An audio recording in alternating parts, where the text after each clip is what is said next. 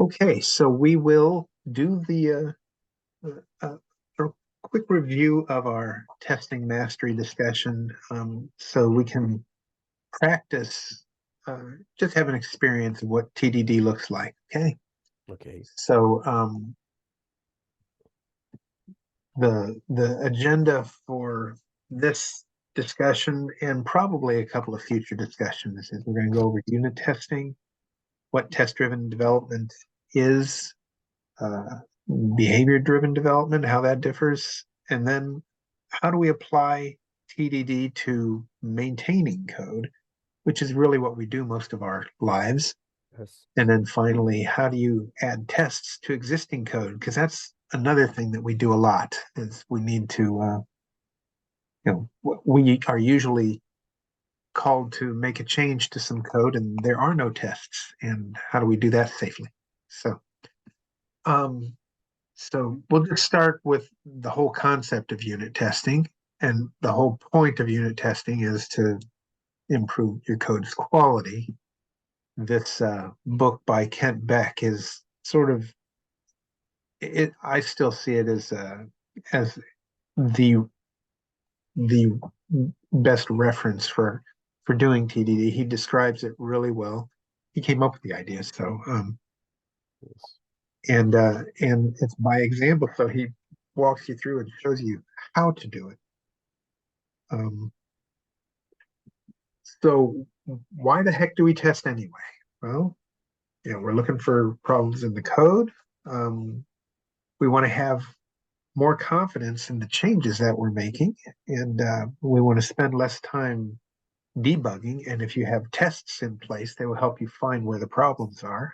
And if you're spending less time debugging, you're spending more time doing something that's actually interesting. And if if we put tests in place, it shapes how we design the code for how it's going to actually be used. So that if you have a test using an object, then you can make it more easy for other objects to use this object. And also my favorite, dopamine hits all day long. I'm kind of a junkie there. So, but I mean, it's just you. If you have, I'll be discussing this with TDD, but as you make little changes all day long, then it just feels good. So, oh, I got this working. Oh, I got this working. Oh, I got this working. Oh, I got this. It's Yes. awesome. Another thing we want to do is we want to understand how the code works. And so we can put tests in place so we can understand it better. We can put tests in place to ensure that we're following the design that we've put in place up front, which is good.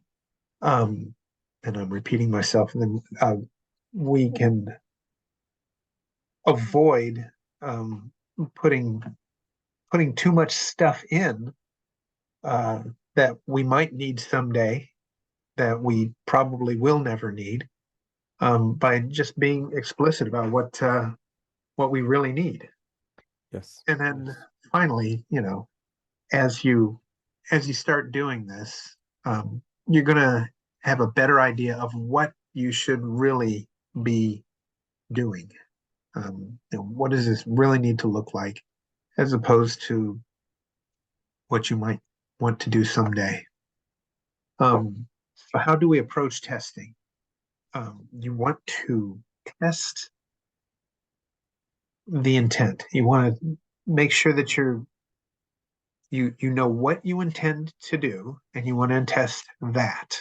If you think about it, code that is unreadable make is less stable because it's easier to introduce bugs into code that you don't understand, and Definitely. Yes. that, that just makes sense. Yes. I had an experience with some code like this.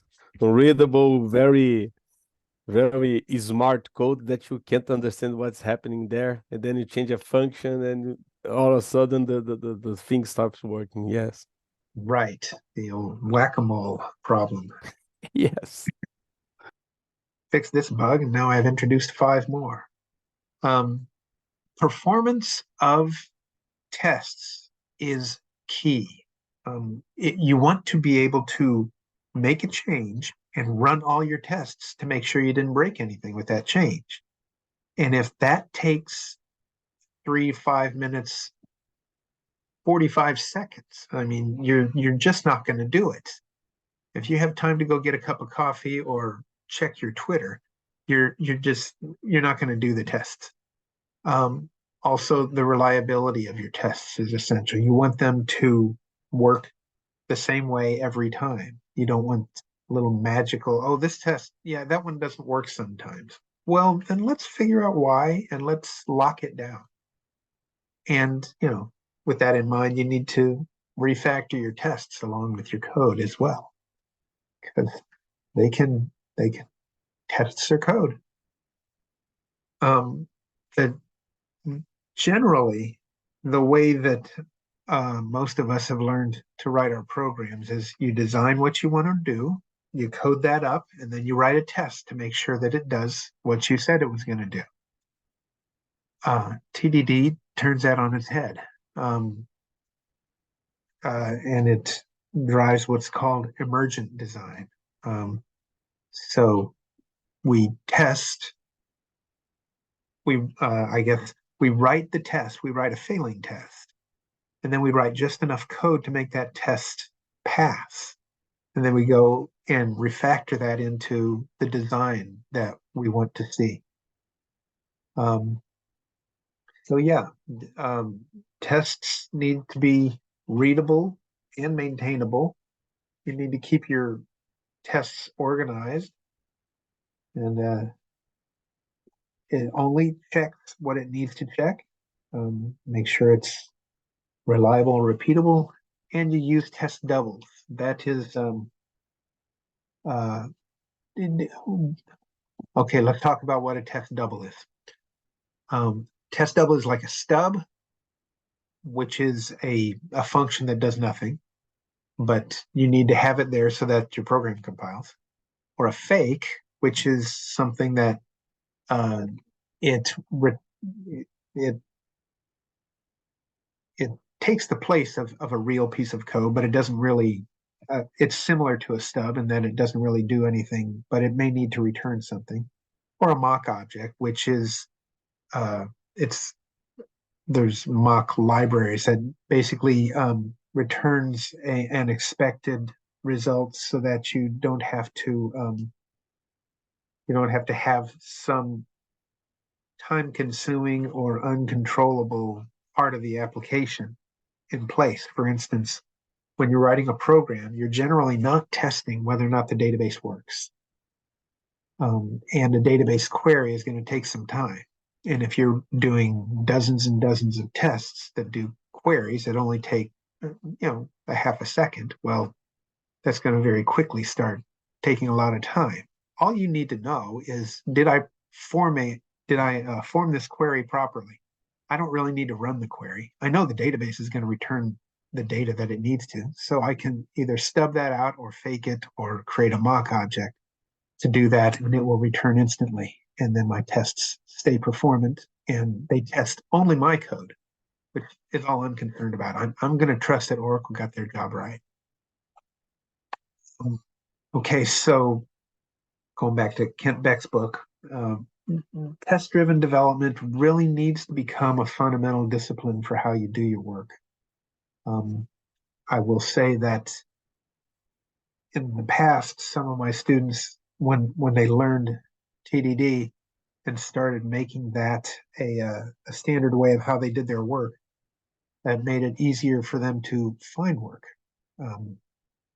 Basically, it makes you look like you're more experienced and you're more disciplined in how you work. And employers are impressed by that. So it's an excellent skill to have, an excellent discipline to have in how you do your work, not only in working more effectively, but also in finding good work. And the cycle of test-driven development: first, you write a failing test. to exercise the functionality that you want. Next, you write just enough code to make the test pass.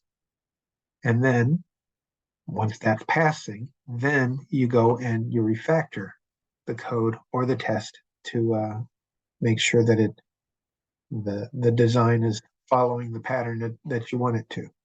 Okay. And the primary goals of a good test is that it specifies a mistake or a missing function that you need to add. Again, we only write enough code to make that test pass, and then we ruthlessly refactor towards a simpler design. I love this quote from Blaise Pascal. I had to make this letter longer than usual because I didn't have the time to make it shorter. And sure, we can all identify with that. So the bottom line is we don't write any production code before there's a failing test to justify the existence of that code. Okay. So whereas we do our unit tests, we say I guess we follow the pattern arrange, act, assert. So for range, we initialize the state of the objects we're going to test. We act, we perform some operation that affects those objects, and then we verify if the ending state is what we expect it to be. What I like to do is I'll write my test and then I'll put arrange, act, assert as comments so that I make sure that I've got everything covered. And or what specific function I want it to perform. And I just find it useful to make sure that I've got an idea in my head and I've got it written down, and that way it's going to get implemented. Okay, so we're going to practice. And what I want to do is give you there is a site called Cyber Dojo. So you go to cyber-dojo.org. What I'm going to do is I'm going to stop sharing my screen, and I will invite you to share your screen so we can do a little practice here. Okay? Perfect. Let me just Right. switch screens aqui. Higher. Okay. Let me put in the notebook monitor because you get the better resolution. Okay. And share my screen. Ok. Aqui, compartilhar. Ok. Sharing. Perfect.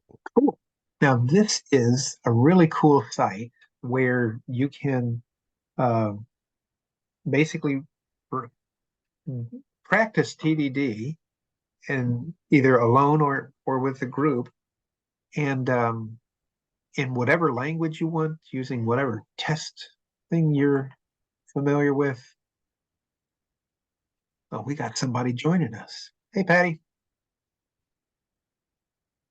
So, can you hear me, Patty? Yes, good morning, both. How are you? Hello, Perry. Hello. So, Hey. I'm walking Diogo through the TDD stuff that we did a couple weeks ago, so he can have the experience as well. So Awesome. It's a lot of fun. Yes. all right. Yes, So yes. I saw your message. I talked about to Scott. yeah. Excellent. So so basically we'll start by creating a new practice. Okay. You're a Java developer, right?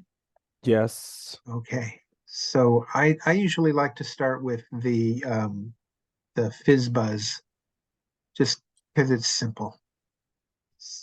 You know what FizzBuzz is? Aqui. Yes, yes, yes. I saw some of FizzBuzz Okay. examples. But which one? The FizzBuzz Yeah, symbol? just do regular FizzBuzz. We Okay. keep it simple for today. Next, and then decide what language you want to do it in. Java, and let's just do JUnit, Java JUnit. Not SQLite or super bad. Java 18 JUnit? There you go. Okay. I don't know much about Java 18. I thought that I was really modern knowing about Java 11. Now we have Java 18, Java everything with. And Java Okay, 21 now is coming out at the end of the back in September. So we're 20. gonna Wow. that's gonna be our next long-term support. Yeah, I saw some stuff about the newest version, but my company is still trying to move us from Java 8 and 11 to Oh dear. 17, I think. So I have a few days of practice before going to the Yeah. 21. Uh, Good Now luck with which it. All one I right. choose? Yeah, let's just do solo. Solo, okay. And then if I wanted to join you, then I would type that and then I could be able to see what you're doing. So just Okay, say okay, okay. okay. All right. So this just explains how it works.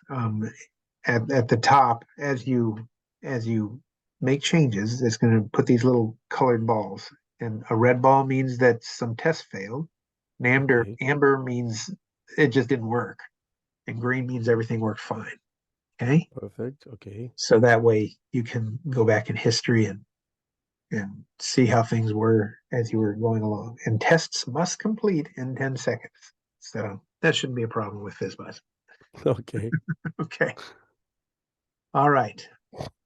So, um, FizzBuzz, I'm going to write a program prints numbers from 1 to 100. Multiples of 3, we're going to print fizz. Multiples of 5, we print buzz. If it's both multiple of 3 and 5, then you print FizzBuzz. And there's an example.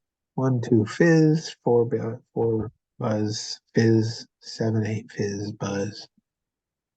And for 15, Okay. you say FizzBuzz. Okay. So, Now the code itself is written. right. So that's in your readme.txt. So if you go to Okay. hiker.java, Okay. yeah, you can rename that to FizzBuzz if you want. I just and I don't really care.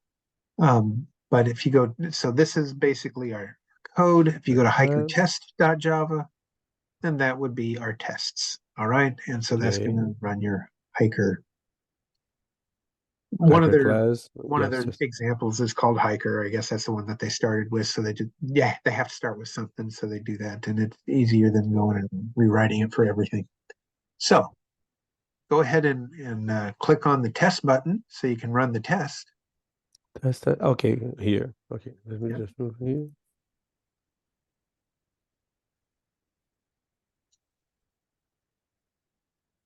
Okay. Okay, and you see that the test failed. That it's expected 42, but it was 54. Well, let's go in there Okay. and correct it. So we go to hiker.java. Okay. I can return. Okay. 6 times 9 is not No. 40. Oh, I have to do some math here. Uh, 6 times Let's try 6 8, times 7. 7. Okay, 7. Test.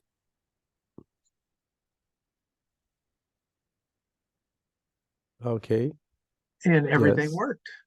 Ta-da. Perfect. Okay. So you see you got a red ball for a failed test and a green ball for a passing test. All right. Fine. Very good. Now, how about let's look at um, writing FizzBuzz. Okay. Okay. Perfect. So, Uh, so we start with a failing test, right? exactly. Life, the universe, and everything is a really bad test name. So, Yes. Let's try FizzBuzz test. how about we start with a test? The first thing we might want to test. Well, what we can do, we'll go to readme.txt Okay. and we can see our specification. It prints the numbers from 1 to 100. Okay. Okay. Um, so that would be one specification. That's if you're printing 100 numbers. Yeah. We're going to print 100 numbers. And and then multiples of 3 will print fizz. So let's what I like to do is I'll go to my hiker test and I'll start putting my specification in there. So I'll put in, like on line 10 on hiker test, I'll say print numbers 1 to 100 // Okay. And then I'll do another one and I'll say that I need to for multiples of 3 print fizz. Okay. Multiples of 5 print buzz. Buzz. Multiples of 3 and 5 print FizzBuzz.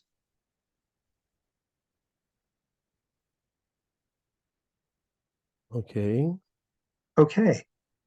So so we can start with our printing 100 numbers, which would be really hard to write an expected for. So let's put that on hold for a minute. Let's start with a function that prints an actual number. So you pass in the expected number. You pass in the number and it will spit out a string containing the number that we want to see. How's that sound? Let me just quit Grammarly here. Okay. So what I would say is our first test will be Printed. 1 prints 1. Okay. 1 prints 1. Now, originally, it had underscores between the words. I find that to be helpful to make the tests easier to read. I know that doesn't follow Java conventions, but test names are really free to have lots of text. Okay, 1 prints 1. Right. So you can, and then we can say our expected 1 is string. In a case, string is 1 here.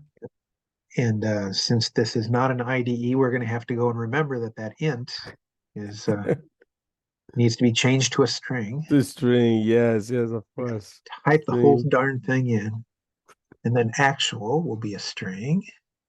Yes, string actual is the method hiker. In this case, answer. Well, we change that from answer. We'll say, what's a good name for that function? Print number. Sounds good. Get number. Print number. Okay. And then we'll pass in 1. 1. Okay. Okay. Set equals. And then we want our test to fail it. Then right. Okay. Let's put here just to have it failed. So that will be yellow because that doesn't exist at all. Okay. I cannot find symbol. Perfect. So now we need to go to hiker and have a function called prints number. Just to be sure, because my memory is from Goldfish, so I try to copy here and rename this method to print number. I'll receive 1 inch number. Right. Int in Java would be lowercase. Oh, okay. And then it's going to return a string. String. I mean, returning int to string. Public static string. Static? How? Line 4. On line 4, we'll need to say. Okay. Yes. Sorry. Remember, your IDE isn't doing this for you. You got to know your language now. Perfect. So what's the simplest thing we can do? Int to string. What's the simplest thing we can do to make this pass? Pass number to string. Just return quote 1 quote. Oh, I mean, but you just put here the like the. That's the simplest thing that will solve the problem. Yes, definitely. As we say here, we hammered the answer there, but yes, it's working. But it passes, right? Definitely, yes. Should have a green ball. Fine. Excellent. You have some serotonin. There you go. Got a little dopamine. Dopamine, yes, dopamine. Okay, so let's write another test. Okay. And we'll call it two.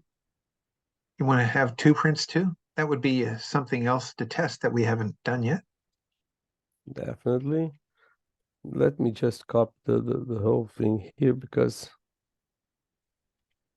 okay. Because it's easier. I agree. Two Two prints too. prints two. But I'll pass prints number two. Right. Expects two in quotes. All right. So let's run our tests and see if that works.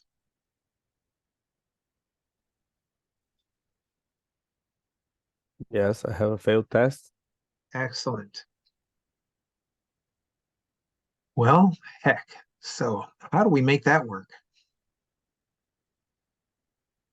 How about we say if it's greater than one, then we'll print two. Okay. Okay. Let me just do this here. If number greater than one, Return return two. Oh, feels stupid, doesn't it? yes, definitely. Let me test here. I don't know. But it makes it pass. Yeah, So, I feel like the coverage test that you have to pass around some lines that you write some random code just to go through those lines and didn't test anything. Now you have the coverage. right. But now let's go back and look at this. Is there anything we should refactor? I mean, doesn't work for all the numbers. I have to add lots of ifs here. Yeah, well, we don't have tests for all the numbers, Yes. but Hmm. yeah, and I don't see any duplication here. So, I mean, this would be the smallest program that would solve our problem. Yes, but when I get to the requirements here, when I have to do 1 to 100, I have a few problems here. Right. I hear you. So let's we can go back to hiker.java and we can say, okay, we could refactor this to just instead of returning the hard-coded numbers, we can return string.value of number. Okay, let me just remove this here. Now add the okay the string value of and pass number. There you go. Now let's test that and see if it works for everybody.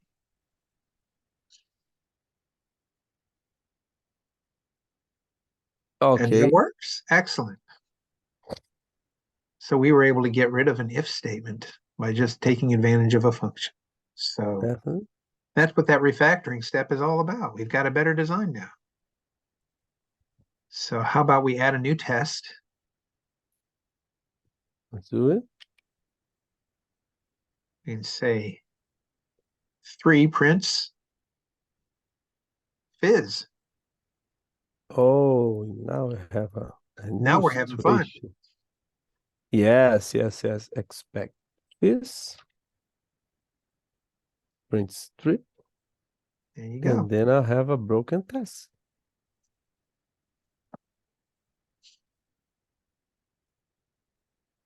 Very good. But okay, this one broken here. Okay, perfect. So I have a problem in my code. Yes. So go to hiker Java. I can Introduce put that nasty if statement again. let's do. I love ifs. If number Number equals 3. 3. Let's do 2 equals because single equals is an Oh, assignment to Java. okay. Sorry. equals 3. This time in the morning, I'm writing some bad, really, really bad code. Return, return. And then I'll put here the, oh no, I'll return just the fees. Okay. There you go. See if Now my that test will probably works. Okay, now I have excellent. a working code. Okay, so our next interesting case will be 5, right? Yes, 5 prints Say bus. 5 prints buzz.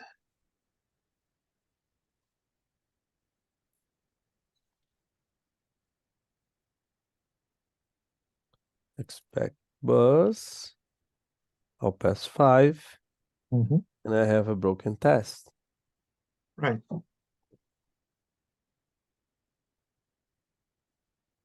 Great. It breaks. And then I can add another if here.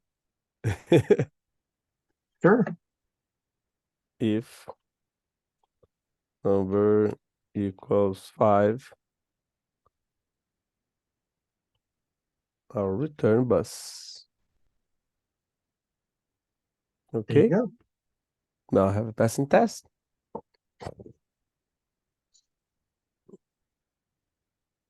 Perfect. Excellent. So our next interesting case will be 6. Yes, definitely. Because I have to print this. 6 prints this. But I won't have it. So my test breaks. Perfect. Go. Fizz was broken. And I'm getting to the point that I'm if number equals, I thought I can add some or number equals 6. Sure. Oh, how silly does this Okay. feels? You know, the funniest part that we've been reading some codes like this, but a little more complex, but just adding some ifs and ors. Right. Well, we can then go back and look at it and say, is there anything we can refactor here? Definitely, we can try to divide it by 3 and Yeah. see if it's a multiple. There you So go. if numbers, I don't recall, it's like it's modded 3. It's like that 3 equals 0. equals 0. I'll print this. Not just test it. If it's still working. Okay, I didn't broke the code. Perfect. And So I have the 10, so I can do yeah, the let's do 10. 10. Then I'll get to the 15, that's the challenging one. Right. 10 prints this. And I could have 10 prints copied. buzz. Oh, it's buzz, sorry. Now I have the buzz here and buzz here, and I'll pass 10. There you go. Okay, I copied right. And I'll break it. It's fun, this whole stoplight here, because we have a lots of greens and reds, and that's interesting to play with. Right. Yeah. So basically, you can go click on any of those balls and it will put the code in that state. Oh, really? Yeah. Interesting. You can get back. Yeah. Really nice platform. Mm-hmm. It's really So I'll cool. add the same stuff here.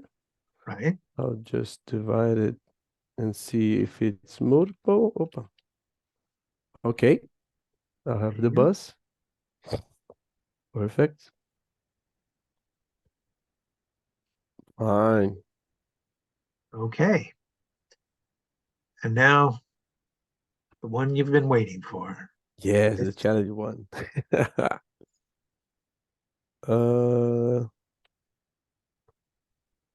that is 15 that I'm always writing it. 15. Oh, how double Fifteen. Fifte 5 Ten. Ten. Ah, okay, 15 like this. Yep. And that prints FizzBuzz. FizzBuzz. Okay, and I'm expecting a FizzBuzz, and I pass 15, and I will have a broken test. Okay.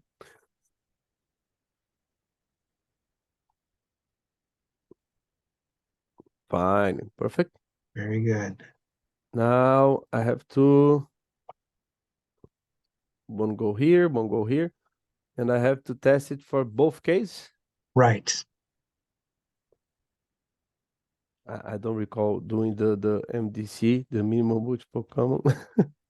So I have to. I had just an OR to. I test both situations. Right. I'll try to see if it's a multiple of 3. Mm-hmm. And multiple of 5. Yeah. And then I'll return FizzBuzz.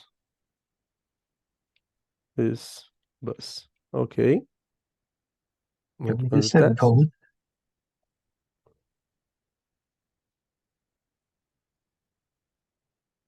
FizzBuzz. Okay, I have an. Okay, sorry. Yeah. Missing IDE here. No, with IDE and GitHub Copilot, I think I'm getting a little stupid. Oh, Yeah. here.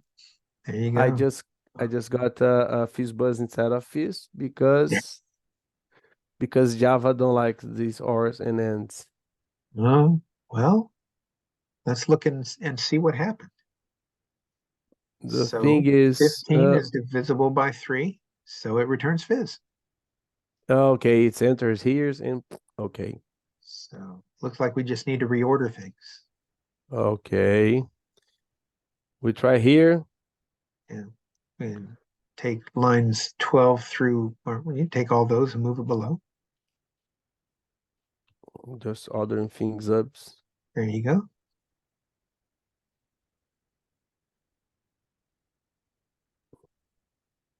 Okay, now it passes. Fine. Perfect. So, I think it's we can be reasonably assured that the whole FizzBuzz logic is works. covered. So I just wanted you to experience the workflow here, that what we did is we made what, 1, 2, 3, 4, we had 6 tiny little tests tested. Well, I guess 7 tiny little tests, tiny little things. And the solutions that we did felt completely stupid. Right? But if you go and look at the ultimate program you came up with, Hiker Java, is that what you expected to come up with when you first started putting this together? Mostly, yes. Maybe, maybe not. But the thing is that a lot of times you'll be surprised that as you start putting this together, little tiny steps, you're going to leave out a lot of things that that you thought you would need when you got started, that are just going to clutter things up. And Definitely. you'll come up with a relatively elegant solution, because it's simple, and it's easier to make simple things more elegant than it is. Tá bem, amor. So yeah, it's just that we have this tendency to want to make things more complex because it makes us feel smarter. But if you make sure to take little baby steps along the way, and write the dumb solution that you don't think is going to really solve the problem. You're going to realize that that will get you to the real solution. You can always go back and refactor it. Another thing I wanted to point out is that when you're refactoring the code, you need to make sure that the tests don't change, because you want your tests to be stable as you're munging the code around. If you want to refactor the tests, then you want the code to stay the same, because you want your tests to make sure that they're still testing the same things. So you only change one at a time as you're refactoring. Okay, so so that's really the experience I wanted you to go through, just to see what it's like. You can see that they've got dozens of other things that you can test. Also, one other cool thing about this is, since it's not an IDE, it does force you to know the language better and know the syntax better. And that's actually a helpful exercise, because we do tend to get lazy and let the IDE do the thinking for us, and then we forget. Okay, so is it public void main? What's it? Oh, static. Yeah, I got to do static. Yeah, all that sort of stuff. So, Definitely. so yeah, Patty, you may not know, I had sinus surgery this week, which is why I'm a little congested right now. Oh, okay. And so I'm a little bit loopy. That's It's just where okay. I'm at. I didn't notice, but do you feel okay? Yeah. It Okay. went smoothly. It's just I'm going to be congested for the next week or so, and that's just where I'm going to be. So, all right. So with that in mind, let's go here.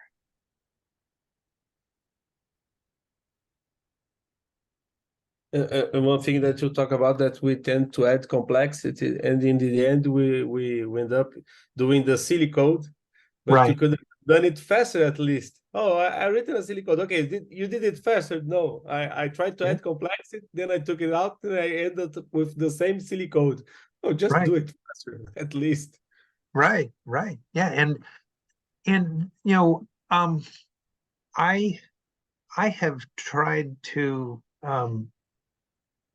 write little functions. I needed to put together some function to go and whatever, change a bunch of